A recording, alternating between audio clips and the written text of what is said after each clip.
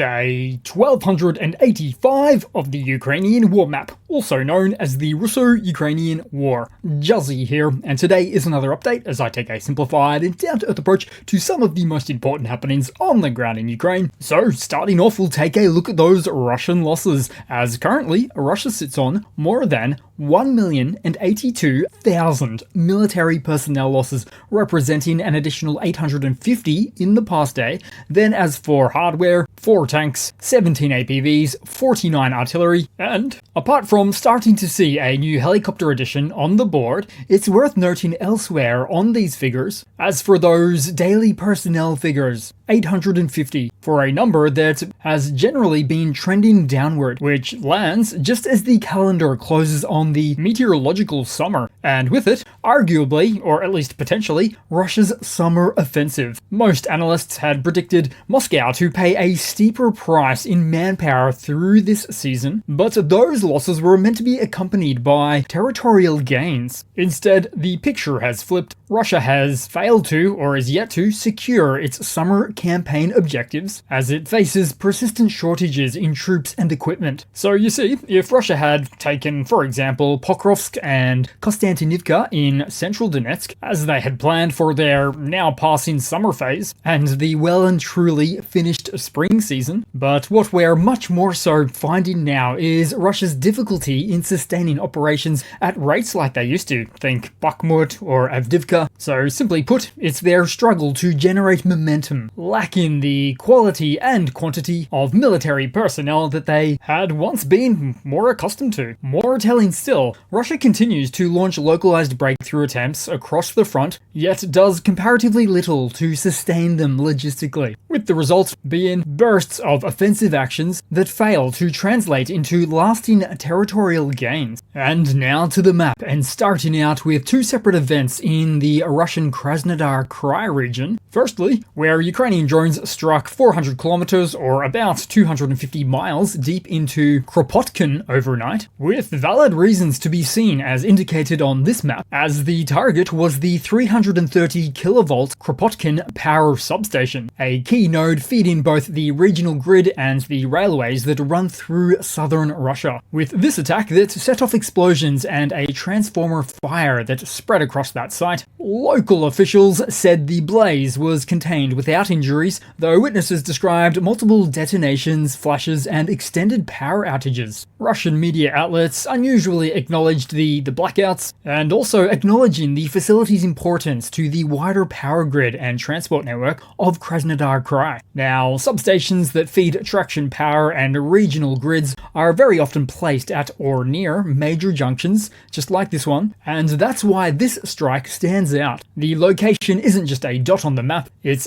essentially a junction box where long-haul power lines converge before feeding both cities and the railways that keep southern Russia moving. Taking one offline doesn't just darken homes, it cuts into the arteries of transport and supply and industrial outputs. Now, Russia has dozens of substations in the southwestern region, but only a small handful, maybe 6 or 8, at the 330 kilovolt level, which means that the disruption of these fewer and key sites can cause a ripple effect far beyond the fences of the towns they lay in. Then, next up, and in Krasnodar as well, Ukrainian drones have once again zeroed in on the Ilsky oil refinery, now becoming one of Moscow's better-known whipping boys, though with Ukraine doing this whipping. For this event, according to Russian accounts, a swarm of UAVs approached the refinery overnight, with air defenses engaging the incoming drones. Officials claimed all drones were intercepted, though at least one struck the facility directly. But fair to concede it wasn't as big a fire as it could have been. Now, leading on directly from this, fuel crisis woes continue for Russia, be it in occupied Luhansk or all the way over to the Far East, with that part of the map always first to get disproportionately affected due to most of Russia's oil refinery installations set up in the western regions of the country. Therefore, any bottlenecks or strikes ripple through the system, where the supply squeeze reaches Far East to, say, Vladivostok before Moscow feels it. But it has already started to feel it, and with a flurry of reports now indicating stating that Russian refinery downtime has hit a historic record after the latest wave of Ukrainian UAV strikes. Take, for example, in August, downtime reached 6.4 million tons going without,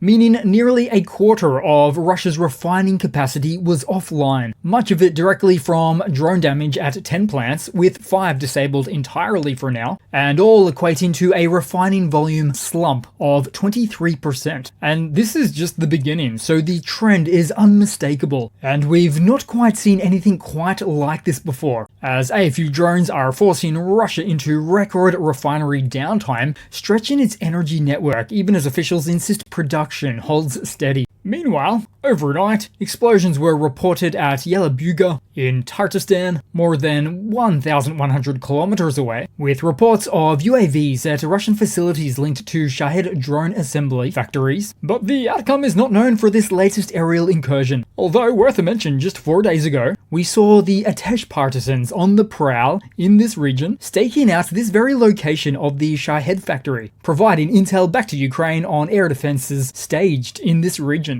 It must be Flamingo time coming soon. And speaking of, the latest Flamingo cruise missile may have had its first combat baptism, because in an early morning strike yesterday within occupied Ukraine, with the targeting of a Russian FSB border service base near Armyansk on the administrative boundary between occupied Crimea and Kherson, the attack destroyed the outpost's main barracks building, and where at first reports suggested that the Neptune cruise missiles were responsible, but subsequent reports from a Ukrainian publication pointed to Ukraine's new FP5 Flamingo missiles instead in combat for the first time. So the likelihood of this Flamingo's debut was devastating. Some Russian outlets reported complete destruction of the main barracks, which is also somewhat evident in satellite imagery, and it's an event that would also act as a significant moment for Ukraine, with the Flamingo moving from testing grounds into the battlefield. Now, of course, the flight path from a free Ukraine to an occupied one at Armyansk is 100 kilometers, or just a 30th of the range afforded to the newly airborne mechanical pink birds. But the first active combat use would always be closer to home. And to add on to this story, we now have more footage of these democracy birds taking flight, with the case of the 3 Ukrainian Flamingo cruise missiles taking off as part of a group launch, one after the other, which could remind you of the serial production of these birds, expected to move up from 1 per day at the moment to 7 per day, which means that Russian prospects on the horizon are not looking anything but bleak for their country, anything but pink. Then to the main map into the north, with updates on Ukrainian forces clearing Russian positions in the southern part of Yanakivka of the Sumy region, though the dates of this accompanying footage remains unconfirmed. And next up, practically right next door, but just beyond the border in Tyotkino of this Kursk region, where a pair of Ukrainian Air Force JDAMs, or AASM hammer-guided munitions, continued to show their force, slamming into a Russian-held building. Then to further down the map, Ukrainian soldiers repelled a massive assault by Russian occupiers and prevented another attempt at a breakthrough of the defense line. In the Seversk direction, soldiers of the 81st Separate Airmobile Brigade stopped the attack and destroyed up to a half a dozen vehicles. You'll also notice it's these wide open plains that make for a terribly risky forward charge by the invaders, who many a time never come into contact with Ukrainian soldiers, but instead artillery and FPV munitions. Then to the lower Donetsk region, with latest activity seen by Russian forces fully occupying the settlement of Komishuvaka, encroaching upon Dnipropetrovsk territory, and to the tune of about an extra square mile of land or so. Then to look further around the map, with this next one, surrender by drone, coming out of Kharkiv, where Ukraine's 3rd Assault Brigade forced 2 Russian soldiers to surrender, not at gunpoint,